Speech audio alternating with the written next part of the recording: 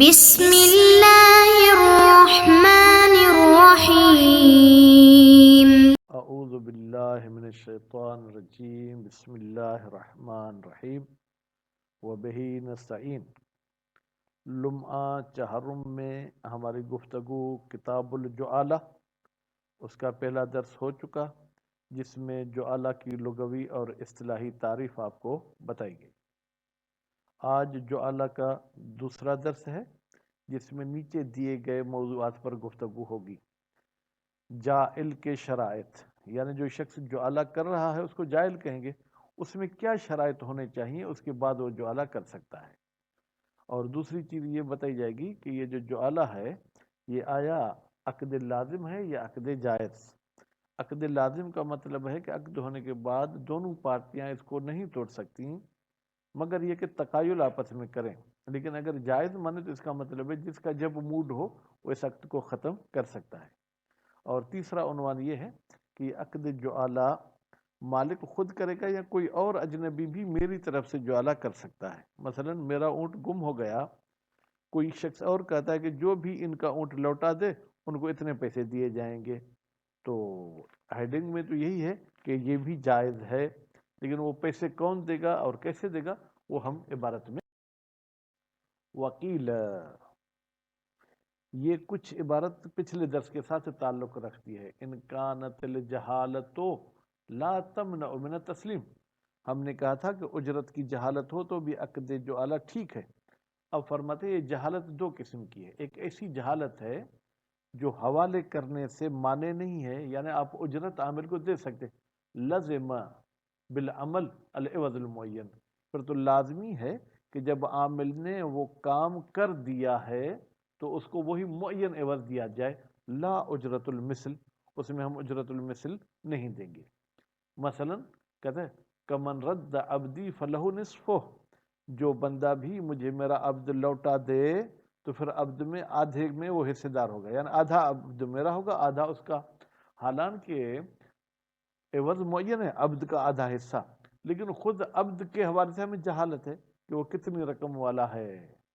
خوب فردہ من لا یعرفہ، پھر اس عبد کو لوٹا دیتا ہے ایک ایسا شخص جو عبد کو پہچانتا ہی نہیں تھا، ولا بأس بہ، اور ایسی جہالت میں کوئی حرج نہیں ہے کہ اس عقد جعالہ صحیح ہوگا۔ وعلی ھذا، جب ہم نے یہ بات کہی کہ وہ جہالت جو مانع تسلیم نہیں ہے تو اس میں عقد صحیح ہے، فیصح جعل العوض، صحیح ہے کہ عوض کو قرار دیا جائے صبرتن مشاہدتن مجہولت المقدار۔ یہ صبرتن کیا ہے؟ اب یہ عام طور پر دیہاتی لوگ اس لفظ کو سمجھ سکتے ہیں۔ جب گندم کو کاٹ کر گندم اور بھوسے کو جدا کرتے ہیں، جو گندم زمین پر رکھی جاتی ہے اس کو صبرا کہا جاتا ہے۔ یعنی یوں سمجھیں جیسے کہ ٹیلے جیسی کوئی چیز ہے جو پیسے والی ہے، ٹیلے جیسی ہے، مثلا ہلکی سی پہاڑی جیسی چیز ہے، تو آپ کہیں گے صبرا، بھائی یہ جو سامنے گندم کا ڈھیر لگا ہوا ہے یہ دیا جائے گا، مشاہدہ جس کو دیکھا جاتا ہے لیکن مجہولت المقدار، اس کی مقدار کا ہمیں پتہ نہیں ہے کہ یہ 10 من کا ہے 20 من کا ہے۔ وہ حصتاً من نماء شجر، یا آپ کہتے ہیں کہ بھائی یہ جو آم کا درخت ہے اس میں سے آدھا حصہ آپ کو دیا جائے گا، تو اب آدھا حصہ کتنا ہوتا ہے یہ بھی ہمیں پتہ نہیں ہوگا۔ العمل ہی، اگر تم یہ کام کر کے آؤ گے، وَزَرْعٍ كَذَلِكَ، یا بھائی یہ جو میں نے زراعت کی ہے، آلو میں نے کشت کیے ہیں اس زمین میں، ٹھیک ہے، تو ان آلو میں سے آدھے آپ کو دے دوں گا، وَنَحْوِهَا، یا یہ جو انگور ہیں ان میں سے آدھے میں آپ کو دے دوں گا، سیب کے درخت پہ جو سیب لگے ہیں اس میں سے آدھے دے دوں گا، یہ سب ٹھیک ہے۔ کہتے ہیں بھائی آپ نے تو کہا تھا کہ اگر جہالت ہوگی عوض میں تو عقد ہی ٹھیک نہیں ہوگا۔ کہتے ہیں وَالْفَرْقُ بَيْنَهُ وَبَيْنِ الشَّيْءِ وَالْمَالِ، کیا فرق ہے بینہ، اس عوض مجہول میں جو مانع تسلیم نہیں، اور جب آپ کہتے ہیں کہ میں شے دوں گا یا مال دوں گا، تو کہتے ہیں مقولیتہما علی القلیل والکثیر، بھائی شے اور مال دونوں بولے جاتے ہیں، کم مقدار مال پر بھی اور زیادہ مقدار پر بھی، المفضی الی التنازع والتجاذب، نتیجے میں شے اور مال سبب بنیں گے کہ دونوں پارٹیوں میں جائل اور عامل میں کیا ہو جائے، تنازع، جھگڑا ہو جائے، والتجاذب اور اختلاف ہو جائے، فلم یصح علی ھذا الوجہ، تو نتیجے میں اس اختلاف اور جھگڑے کی وجہ سے صحیح نہیں ہے شے اور مال کا عوض قرار دینا، بخلاف ما لا یمنع من التسلیم، بخلاف اس مجہول عوض کے جو حوالے کرنے میں رکاوٹ نہیں ہے. فإنه امر واحد، بتحقیق کہ وہ عوض تو ایک ہی ہے نا. مثلا عبد تو ایک ہی ہے، یا وہ درخت کا آدھا پھل دوں گا، وہ درخت میرے سامنے ہے، لا یقبل الاختلاف، اس میں کوئی اختلاف نہیں ہوگا. بھائی جب ہم اس کا فروٹ توڑیں گے تو جتنا فروٹ ہوگا آدھا وہ لے لے گا اور آدھا ہم لے لیں گے. وہ مسمہ ہو اور اس کا ہم نام بھی لیا ہے، معین بھی کیا ہے، لتشخص ہی، اس لیے کہ وہ عبد مشخص ہے. لا یقبل تعدد، وہ ایک عبد سے دو عبد تو نہیں ہو سکتا ہے. وقبولہ للاختلاف قیمتاً بزیادت و نقصان. کہتے ہیں اب اگر کوئی شخص اعتراض کرے کہ بھائی عبد بھی قبول تو کرتا ہے کس کو؟ اختلاف کو. کیوں؟ کبھی اس کی قیمت زیادہ ہو سکتی ہے، کبھی اس کی قیمت کم ہو سکتی ہے. بیمار ہے تو قیمت کم ہوگی، صحت مند ہے تو قیمت زیادہ. اختلاف میں کوئی پریشانی نہیں ہے. کیوں؟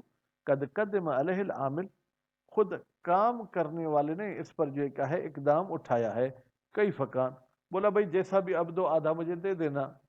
وَيُمْكِنَ تَبَرُّعُ بِهِ فَإِذَا قَدِّمَ عَلَى الْعِوَضِ الْخَاصِ انتفى الْغَرَرُ. پھر دوسری دلیل یہ ہے کہ اس قسم کی جہالت معاف ہے، کیونکہ ممکن ہے کہ آدمی مفت میں کام کرے تو مفت میں بھی تو کر سکتا ہے. فَإِذَا قَدِّمَ عَلَى الْعِوَضِ الْخَاصِ، تو جب عامل خاص رقم پر وہ کام کرتا ہے، انتفى الْغَرَرُ، تو جہالت ختم ہو جائے گی. لِأَنَّهُ مُعَيَّنٌ، اس لیے کہ یہ عبد یا یہ درخت کا فروٹ معین ہے، فی حد ذاتے ہی، ذاتی طور پر. وہ الگ بات ہے کہ اگر ہوائیں لگیں گی تو فروٹ کافی جو درخت سے گر جاتا ہے. اب چلتے ہیں شرائط متعاقدین کی طرف. وَيُشْتَرَطُ فِي الْجَائِلِ، جائل میں شرط ہے الکمال، کہ وہ کامل ہونا چاہیے. کیسے؟ بالبلوغ والعقل، بالغ بھی ہونا چاہیے اور عاقل بھی ہونا چاہیے. وعدم الحجر، ظاہراً حجر ہونا چاہیے اور اس پر پابندی بھی نہیں لگی ہوئی ہو اپنے مال کے تصرف پر. کیوں؟ لأنہ باذل المال، اس لیے کہ جائل مال دینے والا ہے. تو اگر کورٹ نے، قاضی صاحب نے اس پر پابندی لگائی ہے کہ تم اپنے مال میں تصرف نہیں کر سکتے، تو وہ جعالہ نہیں کر سکتا. فیعتبر رفع الحجر عن الجائل، بس معتبر ہے کہ جائل پر کسی قسم کی کوئی پابندی لگی ہوئی نہ ہو. بخلاف العامل، لیکن کام کرنے والے میں ان شرائط کا ہونا ضروری نہیں ہے. فإنه، بتحقیق یہ عامل یستحق الجعل، یہ اس عوض کا مالک ہو جائے گا. وإن كان العامل صبيا، اگرچہ وہ عمل کرنے والا جو ہے کیا ہے، وہ صبی، چھوٹا بچہ ہے، لیکن ممیزا، تمیز رکھتا ہو، کمانا کیا ہے، نقصان کیا ہے، اچھے برے کی تمیز رکھتا ہو. بغیر اذن ولیہ ہی، اور اس کا ولی اگر اسے اذن نہ بھی دے تو بھی یہ عامل بن سکتا ہے. وفی غیر الممیز، اچھا چھوٹا بچہ جو اچھے برے کو بھی نہیں سمجھتا، نفع نقصان کو بھی نہیں سمجھتا. والمجنون، اور پاگل، کیا یہ دونوں بھی عمل کر سکتے ہیں جو اعلیٰ کا؟ وجہان، اس میں دو وجہ. من وقوع العمل المبذول علیہ، بھائی ہم دیکھتے ہیں کہ ہم جو کام کرانا چاہتے تھے وہ ان دونوں نے بھی کر لیا ہے، نتیجے میں ان کو پیسے دیے جائیں. تو یہ دلیل ہے من وقوع العمل کہ یہ بچہ غیر ممیز اور پاگل یہ کام کر سکتے ہیں. ومن عدم القصد، اور یہ دلیل ہے کہ یہ دونوں کام نہیں کر سکتے، کیونکہ عامل قصد تو کرے کہ میں کیا کر رہا ہوں. وَلَوْ أَيَّنَ الْجُعَالَةَ لِوَاحِدٍ، اگر جائل نے وہ مزدوری کسی ایک کے لیے معین کی ہے، وَرَدَّ غَيْرُهُ، لیکن کوئی اور وہ کام کر کے آیا. میں نے زید کو کہا زید اگر میرا اونٹ لے آؤ گے تو میں تمہیں پیسے دوں گا. خالد گیا اور میرا اونٹ لے آیا. فَهُوَ مُتَبَرِّئٌ بِالْعَمَلِ، تو یہ جو دوسرا بندہ یہ میرا کام کر کے آیا ہے، گویا کہ اس نے یہ میرا کام مفت میں کیا ہے. لا شیء لہ، اس کو کچھ بھی نہیں ملے گا. کیوں؟ لتبرع، اس لیے کہ اس نے جو کیا مفت میں کام کیا ہے. ولا للمعین، اور معین کو بھی کچھ نہیں ملے گا. کیوں؟ لعدم الفعل، اس لیے کہ اس نے کوئی اور کام نہیں. ولو شارک المعینہ، اگر کوئی اجنبی بندہ آ کے اس معین بندے کے ساتھ مل کر کام کرتا ہے، تو اب یہ جو دوسرا بندہ آیا اس نے قصد کیا کیا تھا؟ مفت میں کام کرے گا. اگر مفت میں کام کرے گا تو عامل کے لیے کرے گا یا جائل کے لیے کرے گا، یا نہیں پیسوں کے ساتھ کام کرے گا. فَإِنْ قَصَدَ تَبَرُّعَ، اگر اس دوسرے بندے نے قصد کیا ہے کہ میں مفت میں کام کروں گا علیہ، عامل کے ساتھ، فَالْجَمِيعُ لِلْمُعَيَّن، تو پوری کی پوری وہ مزدوری اور پیسے اس معین بندے کو ملیں گے. کیوں؟ لوقوع الفعل، اس لیے کہ مزدوری رکھی گئی تھی اس کام کے ہونے پر، اور وہ کام تو ہو گیا بے اجمع ہی، پورا کا پورا، لہو، اس معین مزدور کے لیے. وَإِلَّا يَقْصُدْ التَّبَرُّعَ عَلَيْهِ، لیکن اگر اس شریک ہونے والے بندے نے قصد نہیں کیا کہ یہ مفت کا کام کرے گا اس عامل کے لیے، بلکہ کیا بِأَنْ أَطْلَقَ، یا تو اس نے مطلق کام کیا، نیت نہیں کی کہ عامل کے لیے کرتا ہوں یا جائل کے لیے، او قصد العمل لنفسہ، یا اس نے قصد کیا ہے کہ میں اپنے لیے کام کرتا ہوں تو میں پیسے لے لوں گا، اب التبرع علی المالک، یا کہتے بھائی میں مالک کے لیے مفت میں کام کرتا ہوں، فنصف للمعین خاصتا، تو کام کرنے والے دو ہو گئے، ایک معین ایک غیر معین، تو معین کو آدھا مزدوری کا حصہ دیں گے. کیوں؟ لحصول الکام، اس لیے کہ وہ کام حاصل ہوا ہے بفعلین، دو کاموں سے، احدہما مجعول لہ والآخر متبرع بہ، ایک حصہ ایسا کام تھا جس پر مزدوری ہم نے رکھی تھی اور دوسرا مفت میں ہوا، فیستحق کو، تو وہ معین مزدور حقدار ہوگا نصف، آدھے کا. کیوں؟ بناء علی قسمت العوض، یہ بنا رکھتے ہوئے کہ وہ مزدوری ہم تقسیم کریں گے علی رؤوس، افراد پر. لیکن شہید ثانی فرماتے ہیں کہ بھائی افراد پر تقسیم نہیں ہوگی، افراد کے کام پر تقسیم ہوگی. ایک بندہ ایسے جس نے 4 بندوں کا کام کیا ہے اور ایک نے 1 کا، تو نتیجے میں یہ مزدوری 5 حصوں میں تقسیم ہوگی. جس نے 4 کے برابر کام کیا ہے اس کو 80% دیں گے، اور جس نے 1 کے برابر کیا اس کو 20% دیں گے. والاقوی بسطہ، قول قوی یہ ہے کہ ہم اس مزدوری کو تقسیم کریں گے علی عملہما، ان دونوں بندوں کے عمل پر. فیستحق المعین، تو جو معین مزدور تھا وہ حقدار ہوگا بنسبت عملہ، اپنے کام کے مطابق. کسر ان نصف، اگر آدھے سے کم ہے اس کا کام تو اس کو پیسے بھی کم ملیں گے، ام زیادہ، اور اگر اس کا کام آدھے سے زیادہ ہے تو مزدوری بھی اس کو زیادہ ملے گی. وہ خیرۃ المصنف فی الدروس، فرماتے ہیں یہ جو اقوا والا قول ہے یہ مصنف صاحب نے انتخاب کیا ہے کتاب دروس میں. وَمِثْلُهُ مَا لَوْ عَمِلَ مَعَهُ الْمَالِكُ، وَمِثْلُهُ، اس شریک کی طرح ہے اگر کام کرتا ہے معین مزدور کے ساتھ مالک بھی، اگر آدھا کام مالک نے کیا ہے آدھا کام مزدور نے یا اس عامل نے، تو عامل کو آدھی رقم ملے گی، زیادہ نہیں ملے گی. وَلَا شَيْءَ لِلْمُتَبَرِّعِ، مفت میں آ کے آپ کا کام کرتا ہے، آپ کا اونٹ ڈھونڈتا ہے تو اس کو کچھ بھی نہیں ملے گا. وَتَجُوزُ الْجُعَالَةُ مِنَ الْأَجْنَبِ، اجنبی بندہ بھی اگر جعالہ کرنا چاہے تو کر سکتا ہے.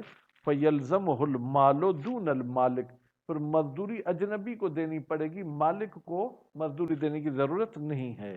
البتہ اس صورت میں ان لم یأمرہ بہ، جب مالک اجنبی کو حکم نہیں کرتا بہ، مزدور لے آنے کا. وَلَوْ جَعَلَهُ مِنْ مَالِ الْمَالِكِ، لیکن اگر اجنبی کہتا ہے کہ بھائی جو بھی زید کا اونٹ لے آئے گا میں اس کو زید سے پیسے لے کر دوں گا، بغیر اذن ہی، اور مالک سے اذن بھی نہیں لیتا، فہو فضولی، تو یہ جائل جو ہے فضولی ہے.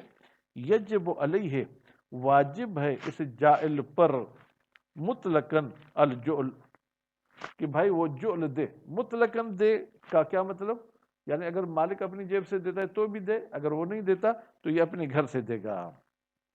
الجعل مع العمل المشروط، البتہ یہ اس وقت وہ مزدوری دے گا جب وہ مشروط کام واقع ہو جائے. حیث یتعین، حیث یتعین کا مطلب کیا ہے، جب وہ کام معین ہے. وَإِلَّا فَمَا ذَكَرَ بَدَلَهُ، یا یوں کہیں کہ جو مزدوری اس نے کہی تھی وہی دے گا، اگر وہ نہیں دے سکتا تو پھر اس کا بدل دے گا. اب چلتے ہیں آگے والے بحث کی طرف کہ یہ عقد جائز ہے یا عقد لازم ہے. وہی جائزۃ، یہ جعالہ عقد جائز ہے من طرف العامل، عامل کی طرف سے. جائز کا مطلب جب بھی عامل اس کو ختم کرنا چاہے تو ختم کر سکتا ہے. مطلقہ، مطلقہ کا مطلب یہ ہے کہ اس نے کوئی کام کیا ہے یا کوئی کام نہیں کیا، ٹھیک ہے، یا یوں کہ مطلقہ کام کرنے سے کوئی معنی آیا ہے پیش یا معنی نہیں آیا. قبل تلبس بالعمل و بعدہ، کام شروع کرنے سے پہلے بھی عقد ختم کر سکتا ہے، وہ بعدہ، یا شروع کر چکا دیکھتا ہے نہیں بھائی تھک گیا میں یہ کام نہیں کر سکتا ہوں. فَلَّهُ رُجُوعُ مَتَى شَاءَ، اس عامل کو حق ہے کہ اس عقد سے جو ہے مکر جائے متى شاء، جب چاہے. وَلَا يَسْتَحِقُ شَيْئًا، اگر اس نے کام سے ہاتھ نکال لیا تو یہ کسی بھی چیز کا حقدار نہیں ہوگا. لما حصل منہ من العمل، یہ کہتے ہیں بھائی میں نے تھوڑا بہت تو کام کیا ہے تو کچھ مزدوری دے دو. نہیں، مزدوری نہیں دیں گے قبل تمام. مطلقہ، مطلقہ یعنی کام کا کچھ حصہ ہو چکا ہے یا کام کا کچھ حصہ نہیں ہو چکا. تو برادران انشاءاللہ آپ سمجھ گئے ہوں گے.